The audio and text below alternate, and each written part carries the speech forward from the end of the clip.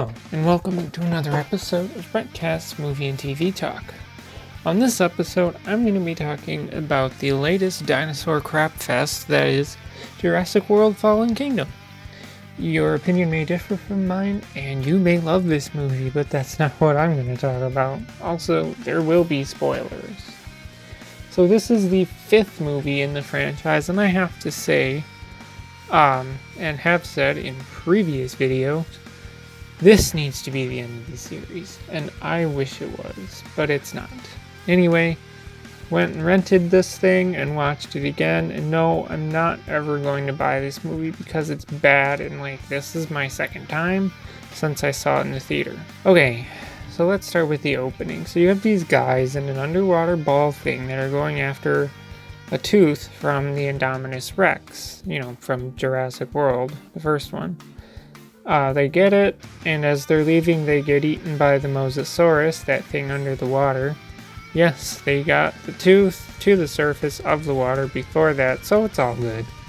Now, this tooth will be important later. So then there's this guy who's controlling the gate that is saying he needs to close the gate, but then a T-Rex is behind him, so he's running to the helicopter, and the helicopter guys they take off before the gate guy was able to get on the helicopter, so they throw the ladder and gate guy jumps and grabs on. Then the T-Rex breaks a portion of the ladder off right beneath the gate guy because convenience. Then you think that everyone is safe, but then the Mosasaurus pops up and eats the guy still on the ladder. He eats gate guy. And then the chopper guys get away with the tooth. I don't get why is it that when they got away from the T-Rex, that gate guy didn't move his ass up the ladder into the chopper, but no, someone had to get eaten right in the start of the movie. Then we get into the real reason any of this movie actually happens. Is the Nublar has a volcano that's going to blow up and is going to kill all the dinosaurs that are on the island, and everyone wants the government to do something about it. The government says that they're not going to do anything about it because it's a private venture, and this is the one thing I agree with in the movie. That's because in the real world, no government would take action on something that was basically a private business venture, which is what Jurassic Park and Jurassic World both are. And I know how silly it sounds using in the real world with a franchise like this, but it works this one time. And there's the whole court scene with Ian Malcolm, from the first Jurassic Park movie, saying that it was stupid for us to try this whole idea for a 4th time, the creation of Jurassic World, given how Jurassic Park failed in the whole incident that happened, which again, I agree. If they knew the whole thing that happened with Jurassic Park could easily happen again with Jurassic World, why the hell did they go through with this awful plan? I know why, because money and because children love dinosaurs. Hell, that's what Claire uses on some government person saying that wouldn't you love for your children to get to see actual living dinosaurs? Leaving out the possibly get killed from one, if they get loose. So then we go to Claire from Jurassic World, who's a part of an organization that wants to save the dinosaurs, and she gets a call from some guy named Lockwood, and next thing you know, we're meeting Mills, who does all the spending for the rich guy, Benjamin Lockwood, who we find out was working with John Hammond from the first Jurassic Park movie on the creation of Jurassic Park all the way back when that was a thing. Lockwood had some island sanctuary where some of the saved dinosaurs can live and be free from humans all the way around. So, Lockwood and Mills tell Claire that she needs to go find a guy who can help them pull this off because Blue, the raptor from Jurassic World, is still there, and there's only one person capable of bringing Blue in, and that is Star-Lord. I mean, Owen from the first Jurassic World movie. Chris Pratt's character. So Claire buys him a beer and basically says, you're coming with us regardless of if you want to because you're on the list. Sorry, Star-Lord, Owen, you're getting dragged back into all this dinosaur shit even if you were going to say no to Claire because she isn't giving you the option. Plus, that bar scene starts with this weird conversation of Owen telling Claire how he left her because, if my memory serves me correct, which it often doesn't, there was nothing even close to romantic relationship between them after the first Jurassic World movie, so we're just supposed to believe that after that movie they tried to be romantically involved and it didn't work because Owen left her? Moving on, we go to Owen, Claire meeting Teeth Collector as well as Tech Guy who doesn't want to be there, and Veterinarian Lady. They get some military trucks and make their way to the ruins of Jurassic World. They all stop and hear a sound, and then Veterinarian Lady has to see this and gets out while Teeth Collector tells her it's not safe, like, when is it ever safe? But she ignores him.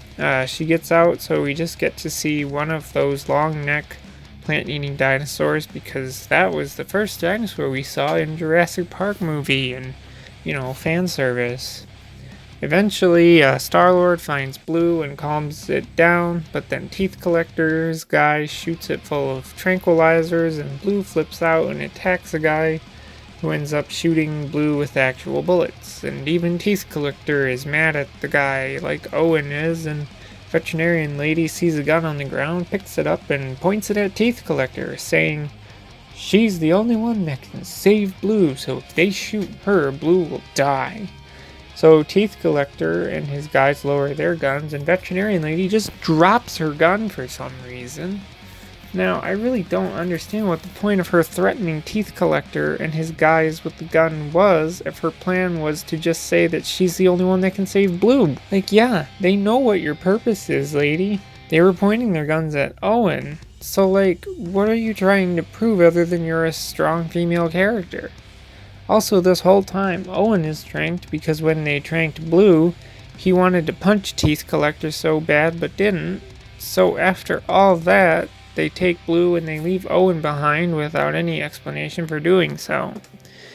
We find out that Teeth Collector is working for Mills and his plan to bring the dinosaurs to Lockwood's estate to auction them off, but they need DNA from Blue because they're putting it in their newly created dinosaur, the Indoraptor, a mix of Blue and the special raptor that follows human commands, and the Indominus Rex that's a ruthless killer. But my point here is that Teeth Collector's double cross was not at all surprising to me. So they load up the dinosaurs, get on a boat. Claire and friends barely make it back on the boat, but they do anyway. Now there's a really dumb sequence where Tech Guy and Veterinarian Lady are in a computer inside of a bunker. Well, they're at a computer to track down Blue from there while Owen is doing it outside. Now remember, this island has an actively exploding volcano while most of this is happening. So, the bunker that Tech Guy and Veterinarian Lady are in shake a lot because there are small earthquakes happening. And it's enough that the doors to the bunker close automatically. Then they hear a noise and Tech Guy is annoyingly squealing that it might be the T-Rex. Veterinarian Lady stands in front of this large tube thing where the possibly dangerous dinosaur is coming from and just waiting to see what it could be. Like, why the hell are you just standing there? Seriously, I'm not gonna just stand there and wait to possibly eat, and I'd be working on getting the fuck out of there. Then the dinosaur comes in, and it's not a T-Rex, but another dinosaur that wants to eat them, but then the lava starts coming in from the ceiling. So now we have two things added to the drama of a dinosaur trying to kill them, but also lava that could kill them as well. It didn't matter anyway because Tech Guy and Veterinarian Lady make it out, and just in time to see Owen running from exploding volcano and the dinosaurs running for their lives, and they all barely make it on the escape boat, as I said, and the remaining dinosaurs die. But hey, whatever, that was gonna happen. So Owen and Claire meet up with Veterinarian Lady, who's trying to keep Blue alive. She says the only way Blue will make it is if they perform a blood transfusion, and asks who will do it. Claire says she did a blood drive once, so is an expert at doing blood work on anything, even dinosaurs. Like, I'm sorry, but just because you did a blood drive one time doesn't make you a medical expert. But it's just finding a vein. Well, that's my point. If I did a blood drive once, I wouldn't be able to find a vein on a person every time someone asked me to.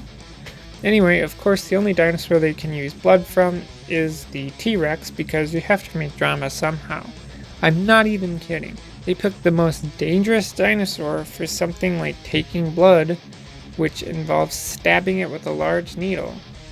Of course, the T-Rex wakes up in the middle of them taking its blood and has a hissy fit.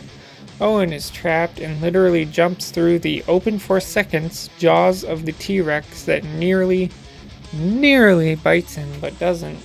Because again, drama. They stabilize Blue and then everything is fine for a second. Skipping ahead a bit, I forgot to mention that Lockwood has a granddaughter named Macy, or Maisie. I don't know which, so I'm going to stick with Macy.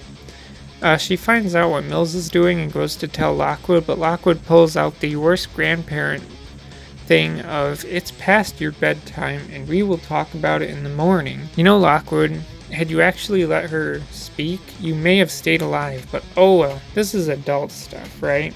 Yeah, a bunch of bullshit. So what does Macy do? She takes matters into her own hands, but gets caught by Mills and locked in her room for the time being, and he tells their caretaker lady to keep her in the room, and she goes with it. We meet Wheaton, the auctioneer guy. He makes some drama by being disappointed that Mills doesn't have the dinosaurs yet, and is going to leave and call the whole auction off, but Mills is able to rope him in by showing him that they're making the Indoraptor. And then auctioneer guy is fully on board to do this. Now, this is one of the biggest parts of this movie and what makes it fall apart. So, they're bringing the dinosaurs to a person's house. Yeah, big and possibly dangerous creatures in someone's house, regardless of if you have, dinosaur holding cells in your basement like this one has. This is just one of the worst ideas ever. And yeah, exactly what you're thinking does happen, and during the auction, the big bad Indoraptor gets loose. This time it's Teeth Collector's fault because he opened the cage, and in the one funny scene in the whole movie, where the Indoraptor pretends it's knocked out, bites off Teeth Collector's arm and then kills him. Finally, I might add. Then the Indoraptor gets loose in the house. Again, why the hell did we put this in a house? Then to add to the drama, it's raining, and they eventually get the power to the house cut, which is always a good idea. Why would I want to see where the dinosaurs are gonna come from? It's stupid. It's just stupid. Now, at one point, they mention that Macy is actually a clone, and then the Indoraptor barges in and eats some people. Okay, so we just don't get the time to go over the fact that Macy is a clone. We're just gonna skip that point and never come back to it later. Yep, that is exactly what we're doing for the sake of drama. At one point, while being chased, Macy just runs into her room and attempts to hide under her bed like one sheet, The Indoraptor comes in from outside through a window, and then Blue saves everyone. Like, Macy, I know you want to live, but you literally just give up on hiding from the Indoraptor. Why didn't you hide under the bed? Anyway, Blue and the Indoraptor have a fight, and then Claire helps a bit, and Blue saves the day.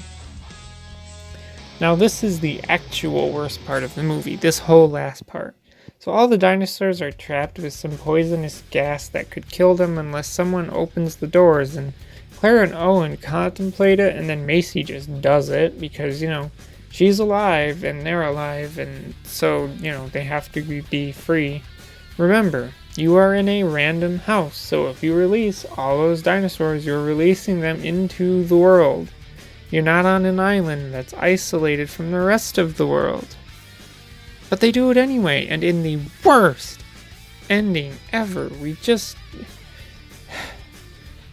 get, now people and dinosaurs have to coexist in the same world. What the actual hell? You expect me to believe that people and dinosaurs are going to coexist in the same world? We also have Ian Malcolm doing the closing narration saying that this is what happens when you play with genetic power, blah blah blah. You should have listened to me the first time. We get it. And thus we now get, it's really a Jurassic World. Because, dinosaurs have to live in the normal world. Yeah, it's an awful ending, and I've already went into this ending in my other Jurassic World Jurassic franchise video, so I'm not going to do it again. It's just know that the ending in this whole movie is awful. I would really not recommend you watching this. It is not worth the time to sit through this movie at all. So that's all I have to say about Jurassic World Fallen Kingdom. And all I have to say. So if you want to add to the conversation, leave a comment below. As always, thanks for listening, and goodbye.